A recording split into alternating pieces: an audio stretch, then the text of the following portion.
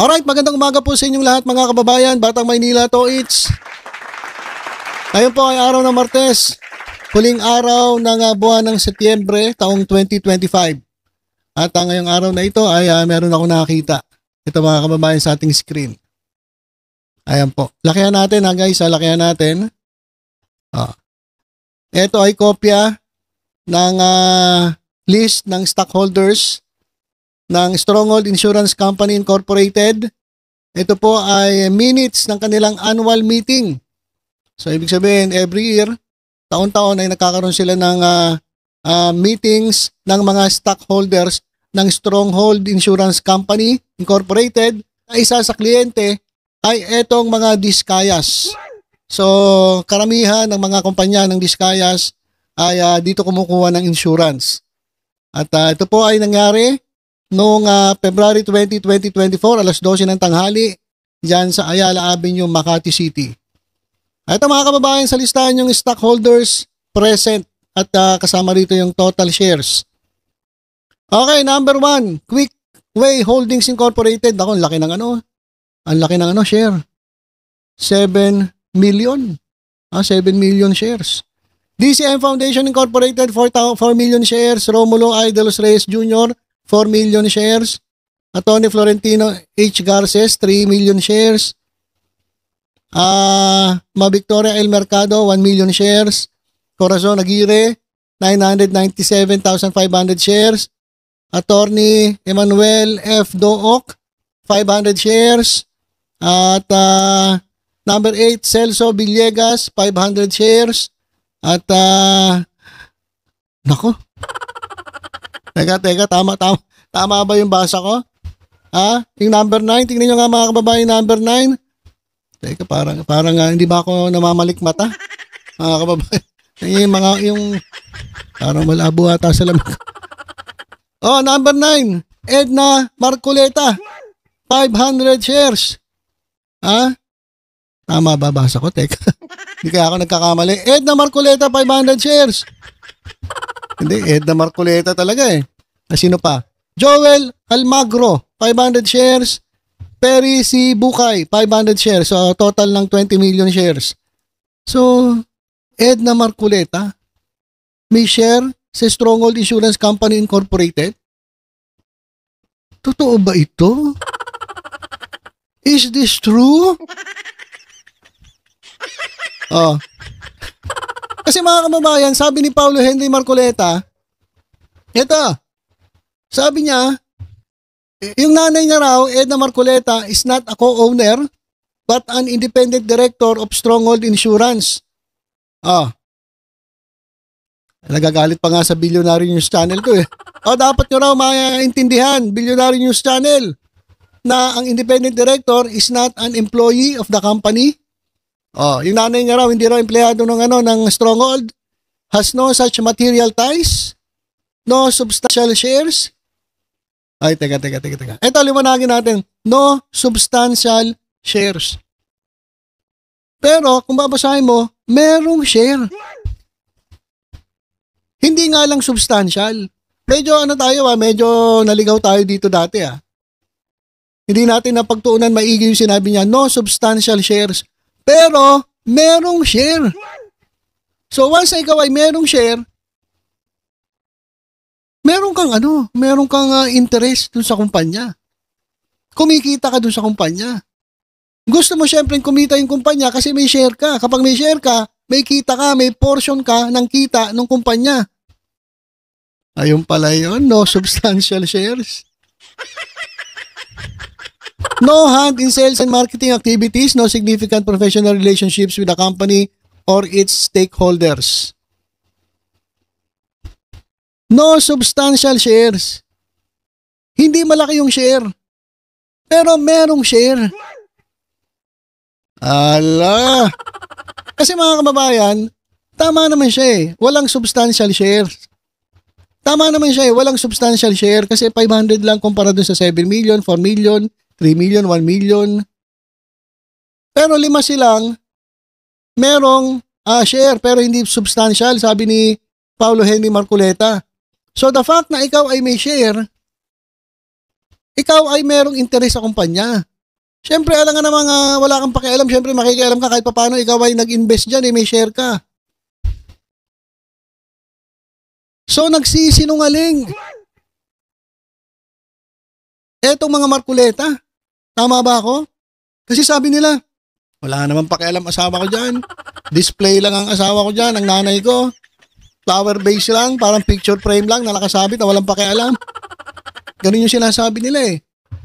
Diba? Nagalit pa nga si Marcoleta doon sa nag-interview, sinabihan pantanga eh. Kasi wala nga daw siyang koneksyon. Tama ka naman, wala kang koneksyon dyan sa Stronghold. Pero meron kang koneksyon sa asawa mo. Alam ka namang wala ka rin koneksyon sa asawa mo. May koneksyon ka sa asawa mo. Asawa mo may koneksyon dito sa Stronghold dahil stockholder. Ibig sabihin, dapat, kung meron kang delikadesa, ay mag-i-inhibit ka dyan sa Senado kasi itong Stronghold, kliyente nila, itong mga diskaya. Kaya naisip tuloy ng ating mga kababayan, kaya naman pala pinagtatagol ni Marcoleta dahil may interest yung asawa niya dyan sa mga diskaya. Milyon-milyon. Ang kanilang nakakuhang insurance dyan sa Stronghold Insurance Company na executive director, o sabihin na natin independent director, yung etong si Edna Marcoleta. Nako. Ayan ako, independent nga. Independent, pero may share. Oh. At ito mga kababayan, nakita ko rin itong video na kung saan talagang nagwa-warning itong isang ating kababayan na kung kayo ay naghanap ng insurance company, wag na raw dito sa Stronghold. Kasi mga kababayan, mukhang mababankrupt ito. Bakit? Kasi yung mga ginawa ni Diskaya, ay yung mga kumpanya ni Diskaya na nagkaroon ng ghost projects, ang sisingilin ay itong mga insurance companies. So, bilyon-bilyon ang babayaran. So, malamang at sa malamang, ito po ay mabankrupt. Ito mga kababayan, ayon po dito sa video na nakita natin, dalawang insurance company na direktor, si Wifey o si Edna Marcoleta. Stronghold, baka mabankrupt, ingat. Ayan ang kanyang title, ingat sa Stronghold, mukhang mababangkarote. Bakit? Ito, panoorin po natin.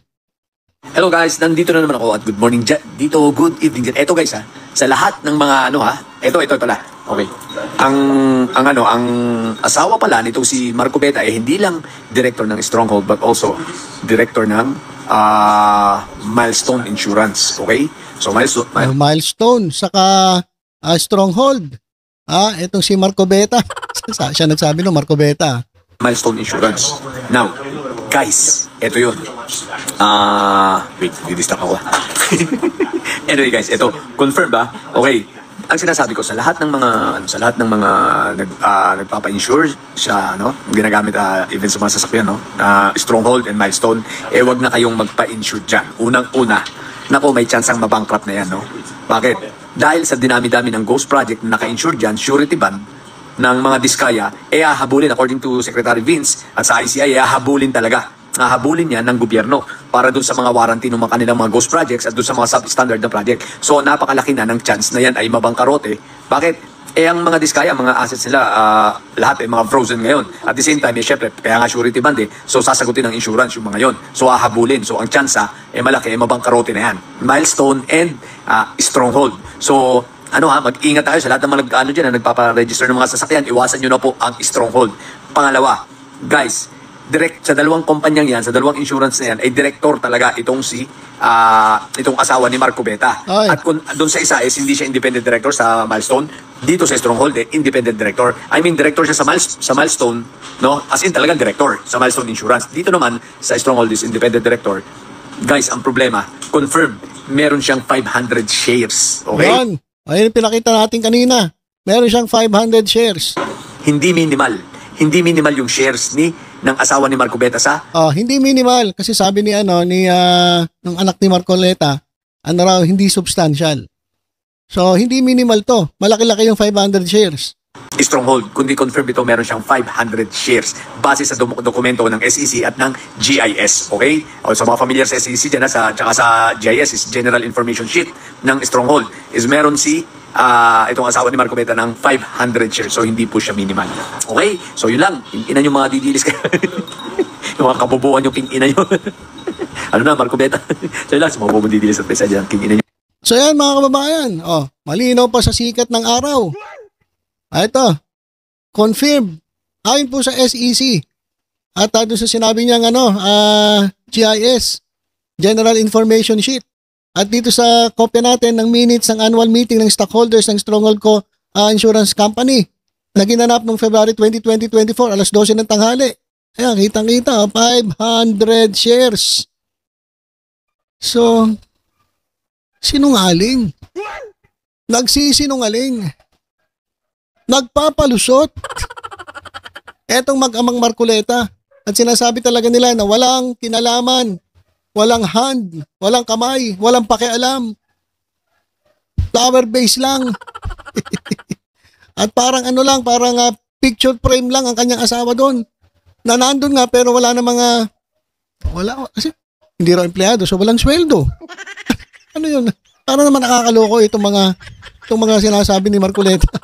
Inaway pa yung reporter, inaway pa yung yung anchor ng isang show. So talaga namang napakasinungaling talaga nito mga ito. Sir Marcoleta. Sabi nga ni vlogger Marco Beta. Sumagot ka. Ano na? Yung sinasabi ninyo na walang kinalaman yung inyong asawa. Kasi simple lang naman eh. Bakit hindi na lang po kayo mag-inhibit? Kasi meron kayong interest eh. Okay, hindi man directly interest mo, Sir Marcoleta, interest ng asawa mo. Tapos ngayon, ito. Isa pa nga darating na karma ba yan Mababang karote. Malamang. Etong mga kumpanyang ito. Dahil aabulin po ng gobyerno kasi nga, substandard, palpak, ghost projects. So, kinakailangang singilin itong mga insurance kasi insured nga yung proyekto eh. So, yari. Nako po. Mga DDS, tingnan nyo yung mga idol ninyo kung ano-ano pinaggagawa. Mag-inhibit na lang kasi para tapos na. Kasi alam nyo, Mr. Marcoleta, marami pang mauungkat eh. Halungkatin talaga yan eh. Alam mo mga Pilipino, mga marites yan eh. Sobrang mga marites sa mga Pilipino kaya talagang hahanapin nila. Kahit nasa ilalim. Sa ilalim ng lupa nga si Kibuloy, nahuli pa eh. Ibig sabihin ng mga Pilipino likas na magagaling po mag-research yan. Tingnan ninyo naglalabasan ngayon. Kaya mag-inhibit ka na lang. Mag-inhibit ka na lang. Huwag mo na masyadong ipagtanggol na itong mga diskaya. Ayan na naman, total, state witness na. Under witness protection program na. Yun lang naman ang gusto mo, di ba? Kasi yun yung nangyaring usapan eh. Hindi pala ikaw yung nakipag-usap na na nanghihingi ng 1 bilyon. At ang sobrang taas kasi ng 1 bilyon, 120 million na lang ang naging usapan. Hindi nga pala ikaw yun, di ba? Hindi siya yun kasi tinanggi niya yun eh. Hindi siya yun. Wala namang pinangalanan si Montulfo eh. Nag-react lang siya. Pumiyok lang siya. Hindi naman siya atay ng itlog. Ewan ko kung siya yung ng itlog. Pero pumiyok siya. Pero hindi naman daw siya yun. Nagalit lang siya kay Montulfo. Parang ako pinapatamaan mo wala naman daw ganon. So, ayun mga kababayan, ako isa na ng mga sampal. Ito sa mga Marcoleta. Meron palang share. Sabi nyo, wala man lang, tingnan kompleto. Sabi ni wala na. Sabi nung anak ni Marcoleta, hindi nga empleyado, wala daw ties, walang substantial shares. Yung pala yun. Walang substantial shares, pero may share. Pag may share ka, ibig sabihin kumikita ka. Ibig sabihin, parte ka ng kumpanya. Ano yan? Nagloloko nyo kami. Ginagawa nyo kaming tanga eh. Hindi kami tanga. Mahilig kasi magsalita ng tanga ito si Marcoleta. Yung anchor nga doon sa nag-interview sa kanya, sinabihan niyang tanga eh. So, wag nyo kaming tatangahin. Hindi naman kami pinanganak kahapon at di kami mga bobo na sasabihin nyo walang pakialam sa kumpanya, meron ngang share. Ibig sabihin kumikita. Part owner. Di ba? Pag sinabing may share ka, parang part owner ka na rin. Di ba? Ibig sabihin, partner ka. Shareholder nga eh. Naku. Marcoleta, paliwanag mo to. Mag-interview uli yung Abante. Abante, interviewin nyo uli sa Marcoleta. Pakita nyo itong papel na to. Na meron siyang 500 na share. Tingnan ninyo kung sasabihin niya wala pa rin siyang koneksyon. At ayaw niya pa rin mag-inhibit. Dahil wala naman daw siyang wala daw kinalaman ng delikadesa. Dahil asawa niya naman daw yung miyembro ng Stronghold. Ewan ko, hindi niya naintindihan yung delikadesa eh. Wala talaga. Nako, Marcoleta. Marami po nagagalit eh. Sa totoo lang, ang dami na po nagagalit dito kay Marcoleta. Magbasa kayo ng mga comments sa mga post. Talaga naman pong galit na galit. Pati nga buhok ni Marcoleta, kini-question eh. Natanong nila kung totoo ba yung buhok eh. sabi nung nag-interview, pati nga yung buhok na ito eh. Hindi nga mapatunayan kung totoo eh. Sinabihan na tanga. Galit na galit kay Marcoleta eh. Pati tuloy yung buhok mo, Marcoleta. Kini-question nung